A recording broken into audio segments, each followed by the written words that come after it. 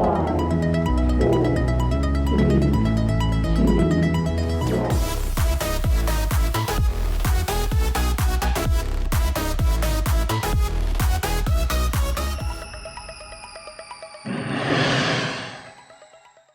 everybody. Welcome back to the Fitter and Faster Coaches Corner. As always, I am your host, Mike Murray. Apologize for the depth in my voice this episode. Going through a little cold here in Western New York. I was just telling our guest, Coach Michael Kinross from Sandpipers. It's a little dreary here today, Mike. A lot different weather than what you have out there in the desert. It's about 32 degrees. Yep, probably about right. We're actually, it got really cold this past weekend. We were like in the 50s and 60s, cold, sharp wind, but I'm certainly not complaining. We still swim outside. Ron was telling me one time, like, his house is kind of up on a mountain. So, like, every once in a while, he sees some snow. And like once a year, we will get like actual snow here. I mean, it's gone by whatever, 8, 9 a.m., but out where he is, it'll stick, and he'll get like 10 degrees colder than we are in the valley where he's out and way out there close to the mountains. Mike, I love looking around your office here in the background. I see the different caps. I see that Olympic flag that I know Sandpiper is extraordinarily proud of. Talk to us a little bit about your background in swimming, how you developed some of your philosophies, and how you ultimately ended up at Sandpipers. I started like pseudo coaching when I was really young, when I would be at practice with my little brother, and just running around and being a pain in the butt. The coach, Al Legend at the time, had me start helping teach the little kids how to dive, and then I started teaching swim lessons in my backyard pool when I was 12, 13, and just on and off coaching. My first real coaching position was swim team in Ann Arbor, Michigan, that you and I were just talking about off air, and did some other little developmental coaching stops along the way. I just always knew I wanted to get into coaching, always had a passion for it, always enjoyed it. Was keeping workouts all through college. I think was always picking my club coach's brains a little bit more than most people, I think. And then did my student teaching at Barrington High School, northwest suburbs of Chicago. And when you do your student teaching, you're supposed to get involved. So I volunteer coached with the girls' high school team that year. And that eventually led me to becoming the assistant boys coach for the boys season for their high school team, and introduced me to Rob Emery, who's my mentor and one of my really good friends. I had a couple different coaching options I was looking at the time, but he pretty much convinced me to join Barrington Swim Club, and I worked with him for 3 years, became their head age group coach, and him and I, we did some things really, really proud of back then with our small team in Illinois. We had some tremendous talent, did some really great work through that process. And in 2016, he was a huge influence all through that. In 2016, we had a really good thing going in Barrington, but I was just kind of looking around to see what else was out there in the swimming world. And I was young, I was single, no kids or anything. And it's like, let's see what's out there. And Rob really encouraged me to look around too. It was something that he did when he was younger coach and went down and worked with Peter Banks down in Florida. And that really helped shape him as a coach and see what swimming's like somewhere else in the world. Because as we know, it definitely varies across the country, LSC to LSC. And there's a few different postings on SwimSwam, and one of them was this extremely generic job posting for the Sandpipers. And I was a swimming nerd and had seen some of the stuff that the Sandpipers had been doing consistently year over year, and wasn't opposed to seeing what life was like in Las Vegas either. So I applied for Ron's position, or Ron's position. That's funny misspeak. I applied for the position with Ron. He got off the plane from Rio, and the next day picked me up at the airport. We hung out for 2 days, showed me around, and I loved everything about the team, the staff, what his vision was, and his leadership, and where they were going. And 2.5 weeks later, I moved to Las Vegas, and that was fall 2016, and here we are now, 8 years later. What a great message for young coaches who listen to the program, and I know we have many, to take a chance, right? You were doing great things with Rob Emery, who I so admire as a coach, and he has done some remarkable things in a marketplace that's relatively small compared to a lot of his competitors. What a great job he does, and what a great mentor to encourage you to take those chances.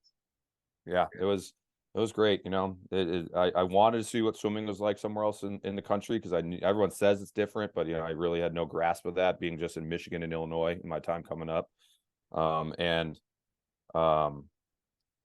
I didn't necessarily think I'd end up still being here this long. It wasn't something we had planned on necessarily, but certainly don't regret it. It's been every bit of the challenge I was looking for and some, and then some more. Every day is a new challenge. And challenges are synonymous with learning opportunities, Michael, and you've obviously learned a lot since you've been there. The staff as a whole that I've been able to interact with and meet, you used the phrase swim nerd, and I certainly think that I'm a swim nerd. And that's definitely indicative of some of your staff members. Our friend Jake Desroches, he's been on the show before also, and he and I could geek out all day. How fun is it interacting with the staff at Sandpipers on a weekly basis? It's great. It's enlightening, fun. It depends on what we're talking about. Sometimes things can get a little bit heated, passionate, but it's certainly a challenge, and we're pushing ourselves every single day.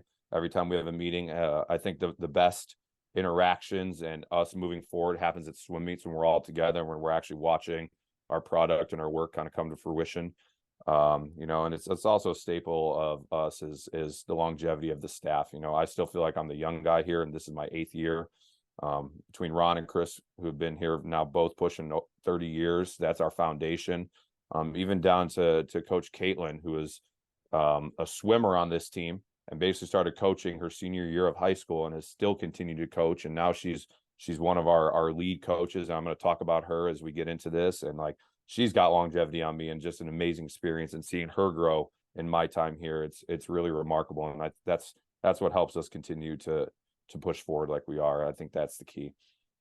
Yeah, if you've been a club coach the last 8 to 12 years, and even before that, Sandpipers has been doing a phenomenal job year in and year out. And, everybody knew Cody Miller, and especially once he went to college and got even faster and had even more success. And he was always very quick to credit the work that he did growing up with Ron and at Sandpipers.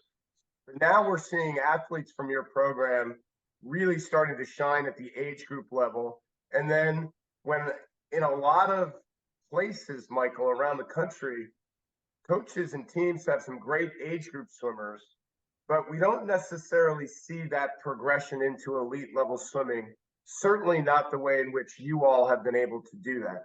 It is a extraordinarily delicate process to go from a great age group swimmer, get all the accolades of age group swimmer, get into the swim effect, right? And then continue to get faster. Talk about how you guys manage some of that, how you manage those expectations, and some of your philosophy behind it. That's really well said, especially with the modern times here. And the social media aspect of this and the pressure that comes with that. The foundation's been laid for years. I think we stay really true to ourselves in our progressions within our team. Today our main focus, we're going to talk about IM, individual medley swimming, but we could have a whole other talk about development and progression. And Coach Chris and Coach Caitlin actually did a really great USA Swimming age group seminar on that very topic a few months ago. I definitely recommend everyone to go check that out. But I think we stay within ourselves and our belief system of, okay, when we're in this level, this is what we're really focusing on, and we're not overdoing it with practice hours and time, and staying true to what we believe is important for those athletes at that age. And whether we're talking about 10 and 11-year-olds that seem to be really talented, okay, we're not going to rush them through this. We're going to continue to make sure that they're developing their skills, they're still having fun, they're still getting time away from the pool, and falling in love with the sport that way. Even if themselves they really want to go for it, or most likely their parents really want to push them through. I think we do a really good job of sticking with that through our progressions. And someone once told me, I wish I could give them credit, and this is something that we definitely, maybe not say verbatim, but we really look at is a sign of a really good age group program is having a stronger senior program.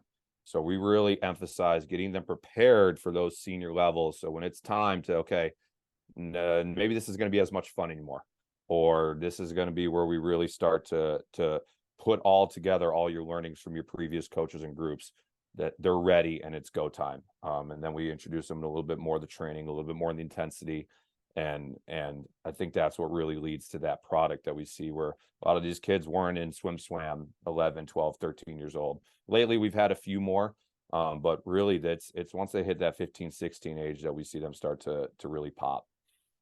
It's been fun to watch, Michael, and I'll tell you, I noticed something about Sandpipers team culture. A few years ago, I was at Open Water Nationals down in Fort Myers 2 years ago. And the support that I saw for the team from the Sandpipers parents, I mean, they were pants rolled up, feet in the water, in the sand, cheering on everybody. And at first, as a coach, you're like, okay, maybe this is a little crazy. But then I saw the way that they were interacting with Ron and with Jake, who was there, and I'm like, these parents are so grateful to this coaching staff. Am I seeing that correctly? I think, yeah, you are definitely answer the question. You're seeing a lot of passion. The parents, they've embraced it, and especially when you get those groups of kids that are making that open water junior national and national level, like they're pretty much all the way in, and we've already sold them, convinced them, showed them that what this open water can look like, and they've embraced it. They embraced the concept of, hey, this is a really challenging thing they're going to do for 2 hours, but hey, the rest of the weekend we're at a beach at usually a really nice place, so that helps build that camaraderie a little bit too. But they have embraced every challenge that we've thrown at them, and we've all have different COVID stories and different challenges we went through with that, and I can pretty honestly say we probably weren't as hampered as a lot of other people that might be listening to this. But one of the things that came out of that was us and our actually training open water. And so having our families go out to Lake Mead once or twice a week that whole summer of 2021, I think really brought people in on just buying in on the team and seeing the connection of that to the pool, just the fulfillment it brings their swimmers. I think the open water, you see that even more so, no matter what place they get. Like at the end of the day, they just did something that's really hard to do in a place like Fort Myers, where there's 5-foot swells. Like parents are proud of their kids. The kids are really proud of themselves, and to provide them those opportunities to feel that fulfillment, that's what it's all about. And the parents just, they're buying in on that too, just as much as we are as a staff. Yeah, that was fun to trade some videos with Ron back then. We were out in the Finger Lakes here training every day when you guys were in Lake Mead. Yeah, And I remember that. That's I would right. send him my kayak video, and he would send me one back. Yep. But I do want to jump into our discussion today about some of your favorite sets at Sandpipers. You mentioned something that, as an age group coach and as a leader in ASCA, one of the things that's very important to me is that coaches give opportunities to their athletes to swim all 4 strokes. Talk about why training the IM at Sandpipers is so important. Can I just pull up the slide here? Because that's like slide number 1. Perfect. All right, let's see if I can make this work. Desktop.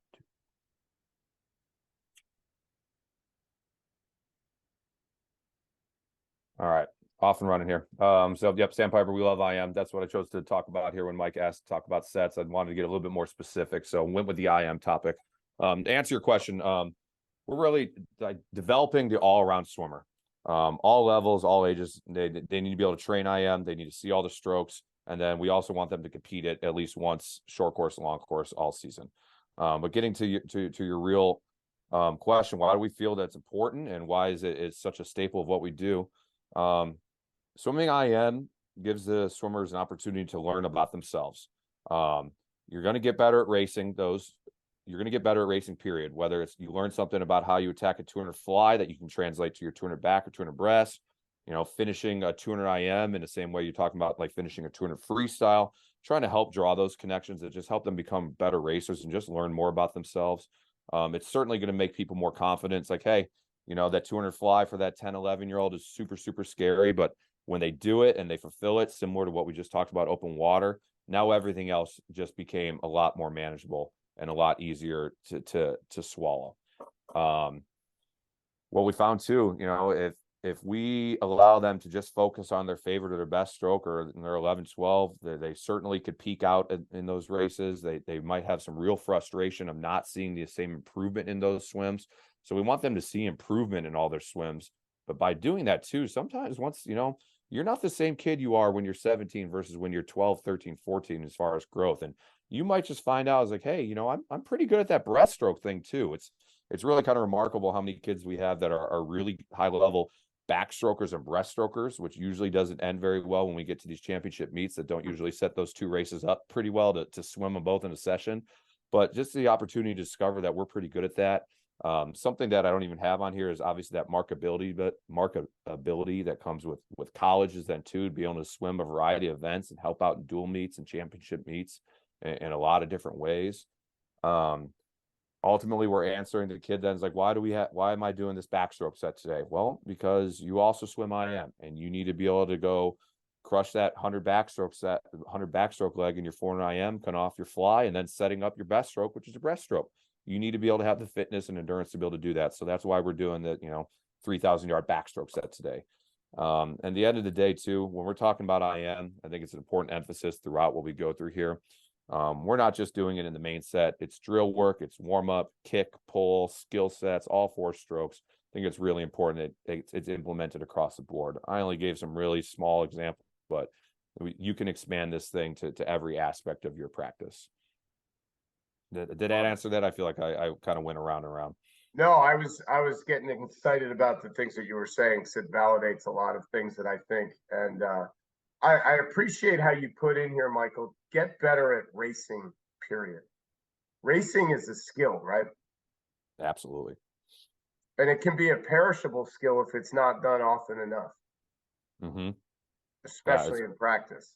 I think that so you're talking about kind of the physical part of it too. And I just think the mental part of it, the confidence to know that you can go race in any of those strokes at any age, any time in your career. Absolutely. Love it. All right. Getting into it. So Mike wanted to talk about sandpiper sets. So the most logical way I thought about to talk about this, especially when it pertains to IM, wanted to go through the 4-ish different main tiers of training levels on our team. Our Sandpiper team, we divide our team up by grades. So we're kind of going through each grade level and give a shout out to those coaches as well, and talking about the focus, maybe some of the skills, and then what we're looking at set wise in each of these levels. So our 3rd grade and under team, the lead level coach for this is Coach Caitlin Falk. I referenced her earlier in a couple different ways. She's done just an amazing job, both with our younger kids and on the admin side, taking some stuff off my plate. So I can't say how much I appreciate her. The focus of our 3rd grade and down group, they're getting comfortable with all 4 strokes, seeing all 4 strokes. I'm skipping bullet points here, but they're doing IM in some shape or form, literally every single workout. Again, whether it's just kick set, whether they just do IM drill and warm up, and then they focus on something else the rest of the practice. They're doing IM every single day, seeing all 4 strokes that we believe is really important at that age every time you come to practice. Ultimately, in that group, they're getting prepared to swim, when I say swim, to race 100 IM in a meet, a 200-yard IM for those little bit older kids, 2nd and 3rd graders, potentially hundreds of each stroke as they're getting towards the end of this group. And the ultimate, I think, threshold for Caitlin, I see it every summer. We host this July meet long course, and every summer I see her kids either on the verge of tears or she's doing the prep work with them beforehand. Like their final boss of that level is doing the 200 IM long course for that basically 10-year-old and under. And I think that's their final stepping stone to know that they're ready to move on to the next phase of our team. Every day she's working on our core stroke mechanics. I call them sand core stroke mechanics throughout the presentation here, but basically we're referencing those daily. She's reteaching them all those different skill points that we believe in for all 4 strokes. And something we've started doing more recently is we've introduced this group to the crossover turn, backstroke to breaststroke crossover turn. And Caitlin and I actually do a really fun thing every year. There's a meet in February that we host that all the age groups are at finals together. So in the lead up to that, traditionally my group, I work with sophomores, juniors, and seniors. We'll have combined practices or overlap in our workouts, and my group will become buddies with her kids. We teach them the crossover turn. We try to do a couple other practices where we do relays or some kind of set with them, and then we're buddies at the swim meet. And that's usually where Caitlin tries to get them to try that crossover turn for the first time, with the older kids cheering for them after they taught them it. So that's kind of a fun thing we try to do every year, and just getting them comfortable with that definitely challenging, scary skill. That's awesome. So the sets we're looking at in this group, I try to keep a theme going throughout these sets that we're going to show. So I talk about warm up. a really common warm up for that level of group is they do a 50 free on a minute and 100 IM drill on 2 minutes. Do that 2, 3, 4 times. The 75s IM switch in the top right there, they're going a 75, 25 fly, 25 back, 25 breast. And the next one, they're going 25 back, 25 breast, 25 free. And this is a staple in both her group and Coach Chris's group in the next level, where it could be kick, could be drill, could be a round kick, could be a round drill, 25 kick, drill, swim. Very standard stuff, but they're doing it every day, every other day. And it's really a staple of what they're doing. And again, seeing all those 4 strokes, tying together with kicking, drilling, and swimming and being in combination. One of her main sets that I stole from her the other day, they did a 75 fly back breast, which they were just working on really good transition turns, building through the swim. And then they had to go 50 freestyle as fast as they could. And they did that 4 times. So focusing on the fly back breast part and then finishing the race with fast freestyle. Another set that she'll do is kind of her prep set, getting ready for any number of things. It could be stroke focus, IM, freestyle, go 850s drill, 1225 swim, and then 450s, what they will call fastest average. They're basically just racing them. And that's their warm up for whatever she has working the next day. I gotcha. And what kind of language are you using to teach what things should be fast, what things should be moderate? Do you use the color system? What do you do? Really good question. So at this level, I didn't put this in here because I didn't know how that would read, but the term fastest average is the money word. Used basically in all of our age group programs, basically saying, hey, you are going as fast as you can for as long as you can. You're not going out really fast on the first one and adding 5 seconds the rest of them. You're not saving up and having a huge drop on the last repeat or 2. You're being as consistently fast as you can. Try to get the same amount of rest in that swim. So that's when we're talking about fast, I think that's probably the most common term. I used raced here, but if it's multiple, we're really saying fastest average. I'd say for that bottom left one with the 50 race, she's telling them go all out, best effort. We'll get into the colors, and I actually use them in one of the slides later. The colors are more implemented in our senior groups. Sure. But we do the relatively traditional version of white, pink, red, John or Banchek aerobic color system. Gotcha. Awesome. And what was the reasoning or the rationale behind dividing your team up in terms of grade level? Well, long before me, but it really makes, and I know it's weird. It can get weird with kids being in grades, but being in different age groups, especially when you get into swim meet format. But we twofold. One, we do our move ups in our team basically just once a year in August. There are exceptions to that. We do move ups, but throughout the season when necessary. But we try to have our kids within their training group for an entire year. We feel getting that full curriculum is really important, having the year with the coach to see their progressions all the way through. Really sets the athlete well up for whether they stay in that group for another year or they move on to another level. So logically that lines up really well with the school year. So in August, they start their new grade. We're starting new groups. The second one being just the kids aging up at different times throughout the season gets kind of weird. These certainly aren't firm. There's 3rd graders in the next group. There's 4th graders in the group below this. It's definitely individual, but it's roughly 3rd grade. And it made the most sense from that aspect too of having the kids that are going to school together also swimming together. Gotcha. I know it's I'm learning more and more that's more unique, and I didn't anticipate that when I first moved here. Didn't think twice about it. Sure. Any other questions? We move forward here. We're ready to go. All right. So our next grade band, again, loosely, there could be 3rd graders. There's certainly 7th graders, 8th graders at this level, but loosely we're looking at 4th and 6th grade. This is led by our head age group coach, Chris Barber, who's the staple of this program. We definitely are not here without him and what he's done. Pretty much any name that you know for the Sandpipers has come and swam through this team. So his focus, Chris is a wizard at getting kids to be confident and race. We're using that term racing a lot. Caitlin in the group before, it was getting them prepared to be ready to do that.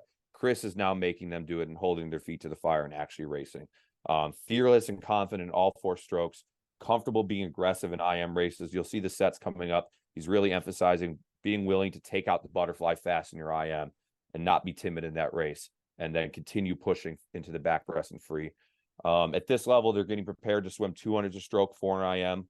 Hopefully they see both of those races, or all of those races, both short course and long course, by the time they're done in this group level. Our sand core mechanics are getting reiterated. He's helping correct them.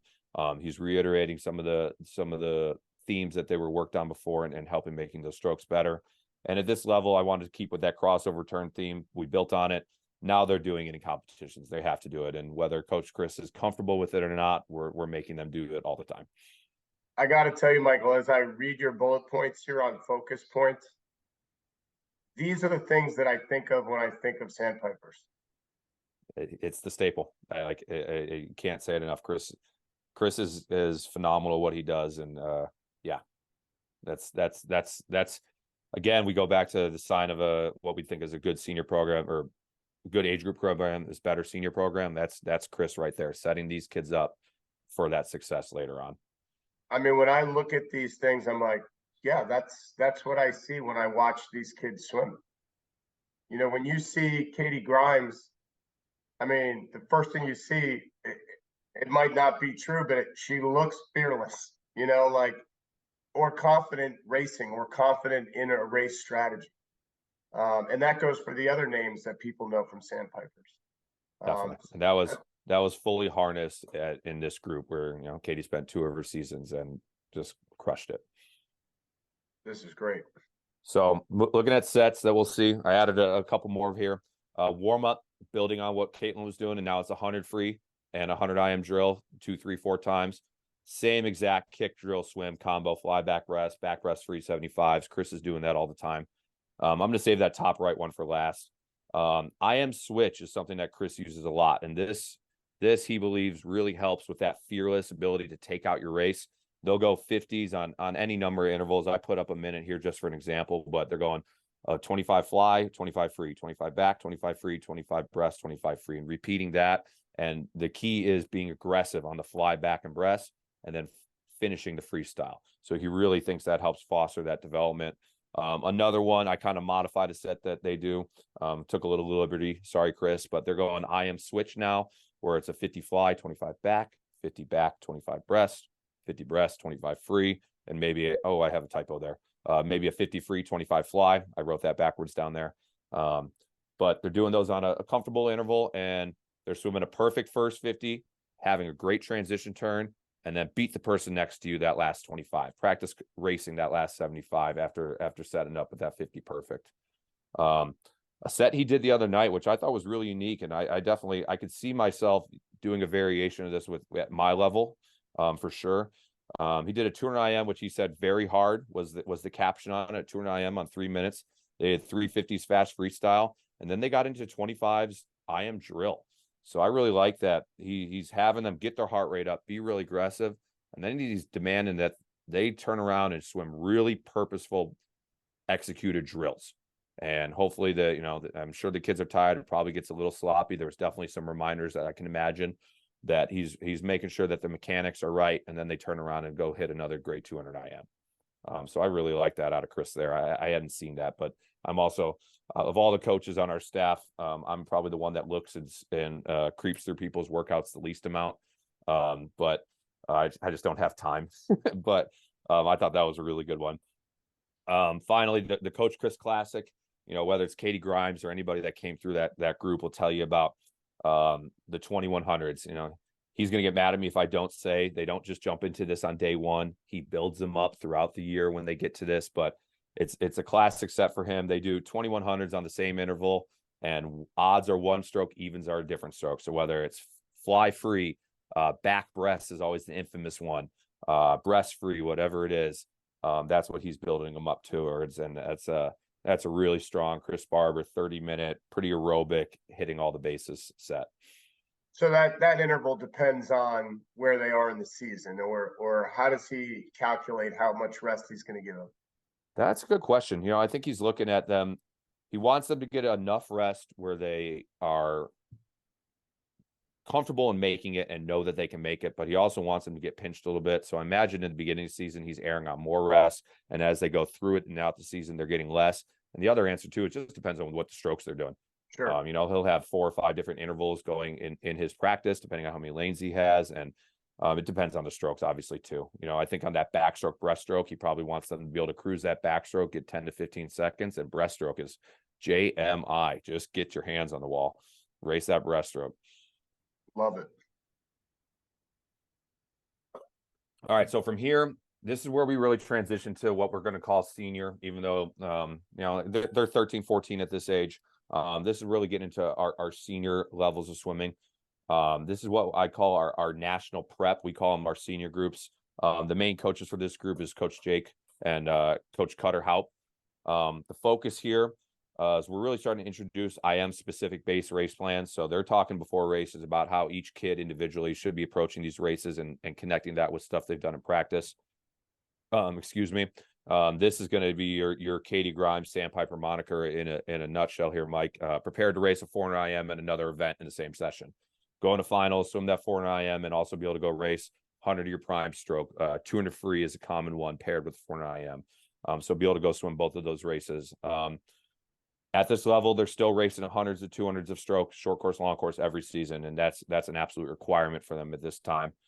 Our sand core stroke mechanics are being refined. These coaches have to definitely put on their kind of magic wands with the kids growing and just how they're feeling on that day.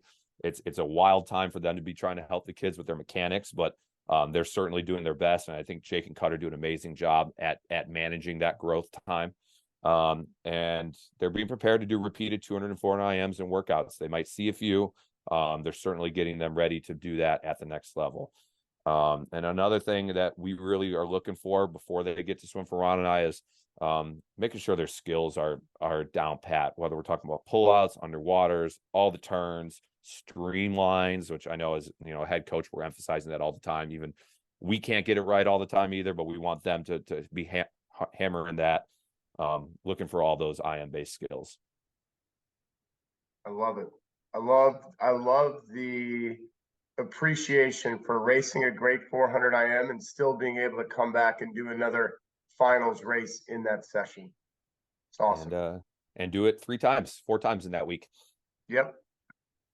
Sample sets, again, touching on warm up. The Sandpiper staple warm up, top left corner. 100 free, descend 1 to 3 or descend 1 to 4, followed by a 200 IM drill. Sometimes those are on an interval. Sometimes we just have the kids do it straight through. Touches them all, getting loosened up. They're swimming for 15 minutes straight.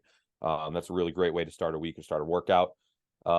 This set has been talked about on a million different platforms now, but the classic 850s and a 400 IM. At this level, they're seeing it maybe 1 round, maybe 2. But this is having them get comfortable with you're going to do a full-blown 400 IM at your best effort in this practice. And you're going to do other things before it, and you're going to get challenged other ways after it. That's just another objective of the workout. Something Jake and Cutter touch a lot is 450s on whatever interval. I put 45 here, followed by 200 IM, best effort. Some rounds, all 450s are the same stroke. Sometimes they have them do one of each. That's something that they see quite a bit at this level. Getting them ready for repeated 200 IMs. So let's see it in small batches. Let's see 3 rounds of 3 200 IMs. You get 30 seconds to a minute in between. And each round, we're going to knock the interval down 5 seconds faster, or we're going to go a moving interval style to get them prepared to see real repeats later on. A set in the middle, I kind of took some liberty of different things that Jake and Cutter do, but 8 200s on 3 minutes, odd stroke, IM order, evens, IM fast. Pretty standard right there, especially on the breaststroke, staying on that 3 minute. You're going to have to move it on the breaststroke, earn your rest, and then go crush another 200 IM. And then I talked about at the beginning, all these sets can be kick, pull, drill. So an IM pull set going 825s of each stroke, and then a 300 frim, fly free, back free, breast free. So a little bit more freestyle emphasis, wearing a paddle of some sort, traditionally no buoy, but another way to swim IM in a different medium. I have some ideas for my practice tonight. You're welcome. This is great stuff, man. Sorry, Victor. Yeah, no, they'll love it, man. They'll love the variety.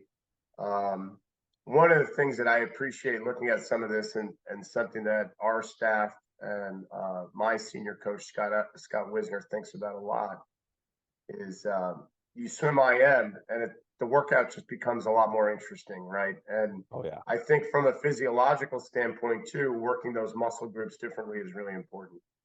Yeah, absolutely. It's like at the root of it, when we're talking about this level of training IM, like it's their heart rate's going to be up no matter what. You're getting some good work, and then yes, the variety of it, the change, and just the different ways you can manipulate it. It's really valuable. Great stuff, man. Excited for this next slide. I'm sure you are. All right, so 10th grade and beyond focus, again, general grades. These are not set in stone. Lead level coaches, myself, Jake has a group at this level, and then obviously the man, Ron Aiken. Focus is now we're executing these specific IM based race plans that they were working through in their previous groups. Now we're implementing them and executing them every time we race. We're successfully racing that 400 IM in another event in each session. If they're really fortunate, maybe even at this level, we just have them swim the 400 IM at night, and then they can just focus on their next day. Maybe we're feeling generous at that, depending on the meet. I think this third one is really the crux of it. Now we want to improve those hundreds of 200s of stroke, short course, long course each season. The previous groups, you're going to get better no matter what, because you're 3 inches taller than you were the previous time you saw it. But now you're done growing.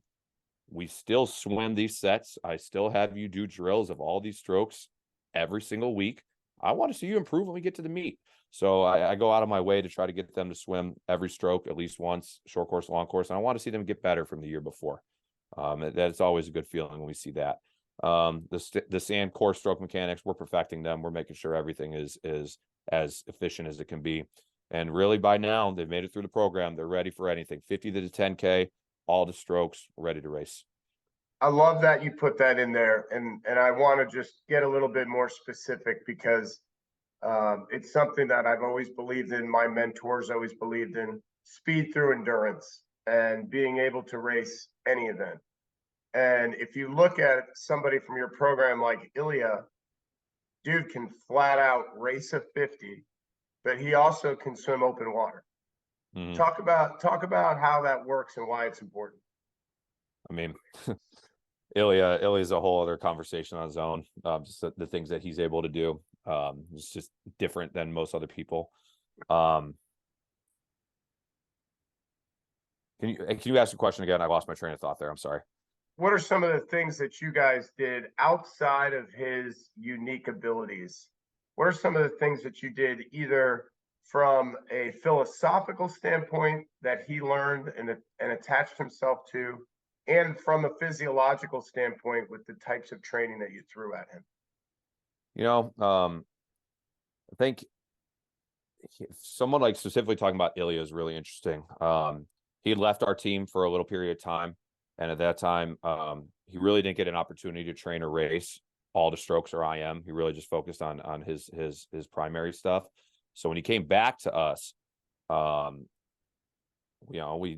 swam on our team, so he had to go through all the same training as everybody else, where he's seeing, a quote unquote main set of every stroke once a week. He's seeing IM, all the different ranges of freestyle. And I think with him specifically, it really made swimming a little bit more fun again. It took his focus away from all he wanted to do was butterfly and sprint freestyle at the time. And it showed him that he was good at those other things. He enjoyed trying to go race, race everybody in that practice. So the kid's a national level backstroker next to him. He was going to go try to beat him. And what was amazing was every week he got closer and closer and then started beating those, quote unquote, best backstrokers. And then he started doing it with the breaststroke and the free and the distance free. So for him, that was just showing him that this is useful, the confidence that goes back to it. And, at the end of the day, he just wanted to be as good as he can. There's never any question about his desire to be as successful in this sport. I know, looking bigger picture, just like the team, the confidence that's getting instilled from learning how to race with Coach Chris to now you're doing it in practice with Jake and Cutter to now here seeing it all put together at the meet. I think our kids have pride in getting up on the blocks and saying, okay, not my favorite, but I'm going to do everything I can to beat you. And if you're overconfident and you're overlooking me next to you, you're probably in for a rude surprise when we get to the wall at the end. I love that. And that's something that is so indicative of a team that believes that they should always be trying to get better. And it's a really hard thing to get to that place, and it takes a really long time. But with the right kids and the right coaches, it seems to have set itself up here at Sandpipers. Yeah, I think that we're guilty, and I know you are, and a lot of the coaches listening to this. We're all guilty of being happy but never satisfied, right? Yeah. Hey, that was good. Okay, so what's next? And a lot of our kids have that same mantra to the point where it's like I have to tell them sometimes, hey, that was really good. That like let's be happy about this. Let's definitely look forward and figure out what's next. But you got to be able to look back and what got you here and be proud of what you did to get to this point. And our coaches certainly have that same mentality of, we're this is good, but how do we get better? Or looking, okay, so we did this really well. Now, what do we need to do to make it even better this next time around? And as a staff wide, we do that pretty intuitively without having to ask that question. All of us have that same philosophy of, okay, good. Now, how do we be better all the time? Happy, but never satisfied.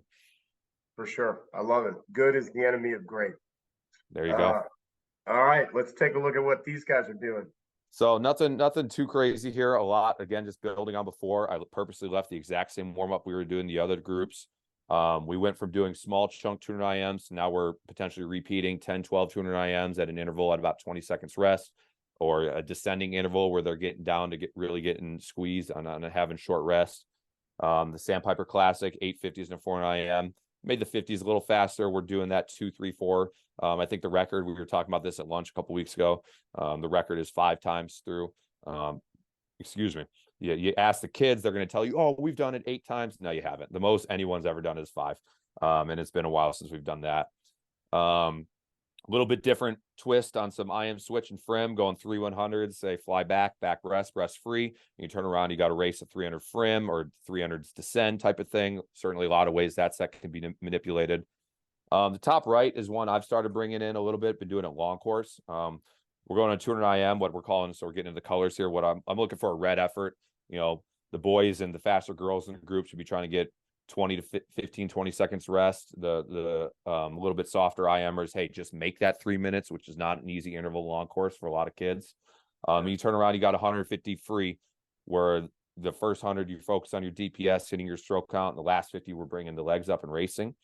Now you're getting more rest, and let's go 100 prime as fast as you can go, and then a little bit more rest, and let's go practice a finishing 50 and winning an IM race there freestyle. And then I just threw in an IM pull set that is very generic, but certainly something that is not unfamiliar for our athletes, and putting the paddles on and swimming a little bit of IM.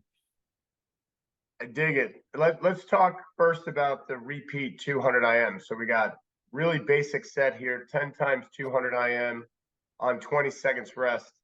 What are you looking for there? That almost to me seems like an early season aerobic development test set kind of thing.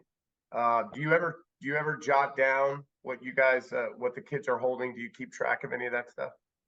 Definitely. I think you classified it pretty well as that aerobic, maybe early season, or early season might be 6. A couple weeks later, we see 8, moving to 12. I'm writing down intervals that they're on, and I'll make a note. Hey, this was too easy. They need to be bumped up. Really looking for that 15 to 20 seconds rest, repeatable effort.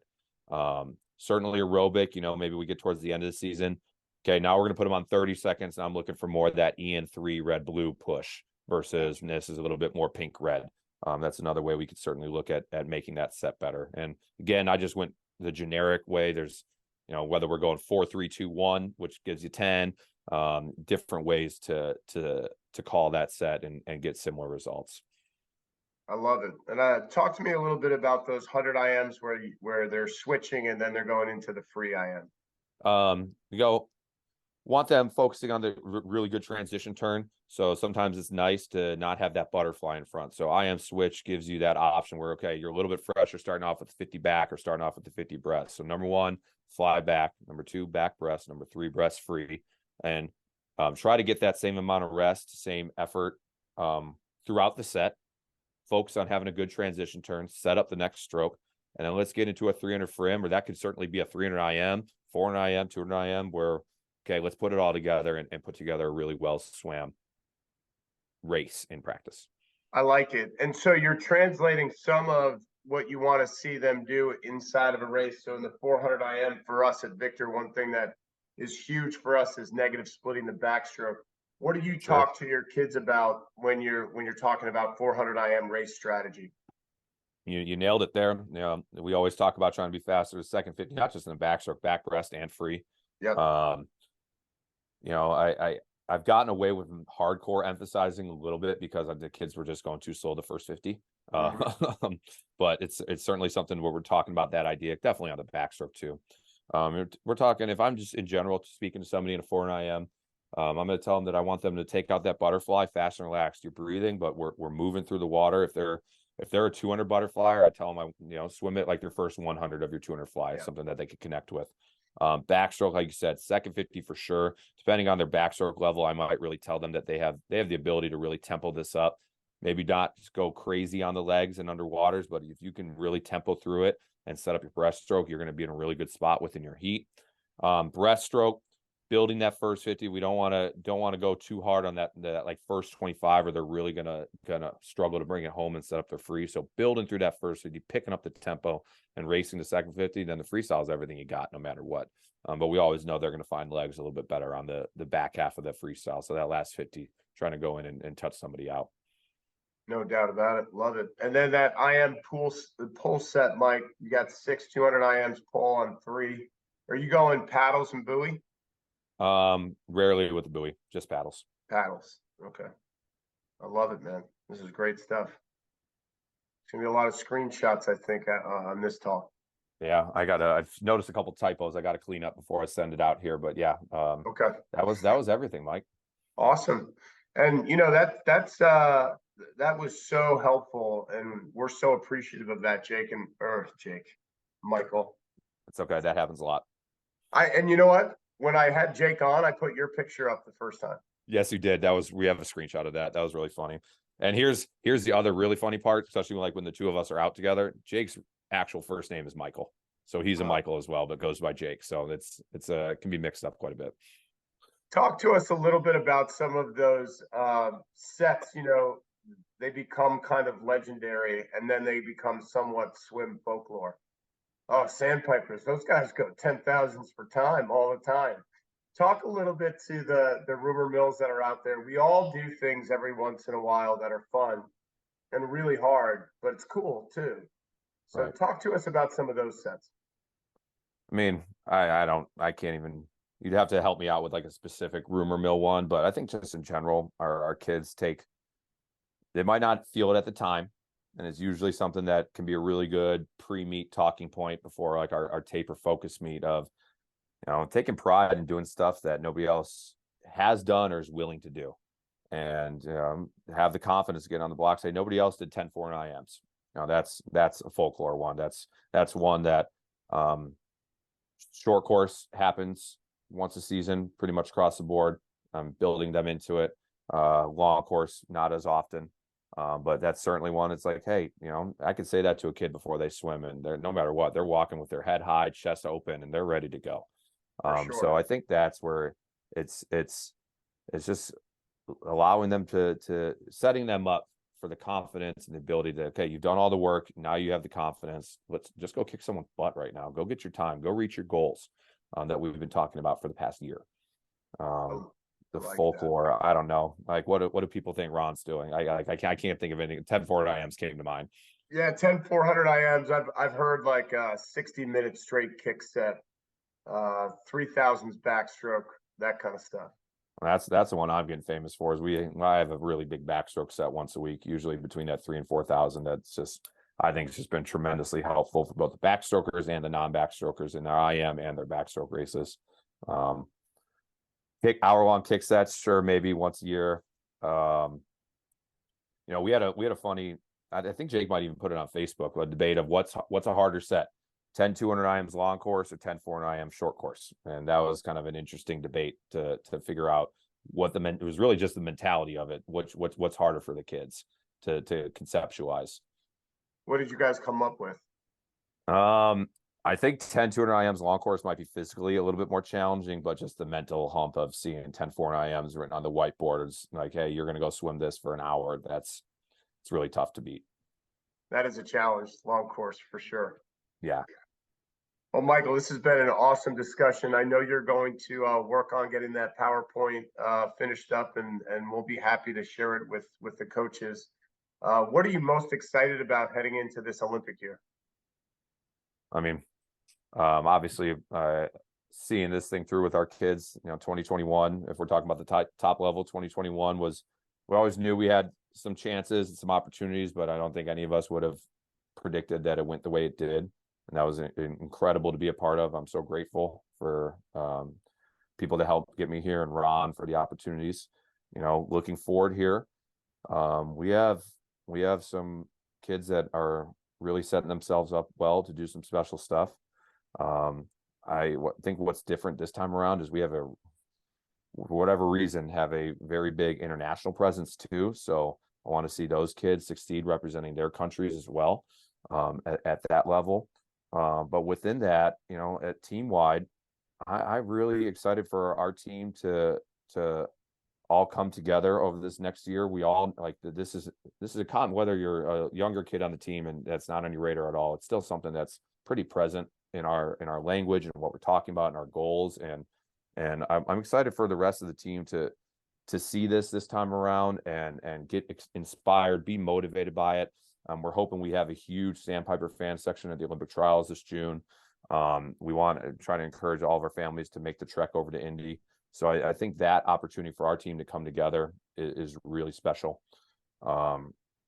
And, I get excited for every summer because this is just seeing all of our coaches and kids' hard work pay off every year is incredible. And we have kids coming from left and right, all different angles on the team, and to see them all swim and step up and do what they do every single year it's amazing. Really rewarding. Well, it's certainly been fun to follow your journey and the Sandpipers' journey, and I know that we'll be cheering for them to represent the U.S. again this summer, and really looking forward to that, and your kids who will represent their countries too. I think it's we're a global sport, right? And as much as we want our kids to succeed, if we have athletes who are representing their home countries too, we want them to be, or have the opportunity at least to be as successful. Absolutely. If someone's willing to come here and commit and do the work and be a great teammate, I'm going to give them every avenue I can to try to help them succeed. No doubt about Absolutely. it. And that's what we've had a few of those cases where these kids they're some of the hardest workers we have, and they deserve every opportunity as well. No doubt about it. Michael Kinross, Sandpipers, thanks so much, man. Thanks for having me, Mike. It was fun. Appreciate it.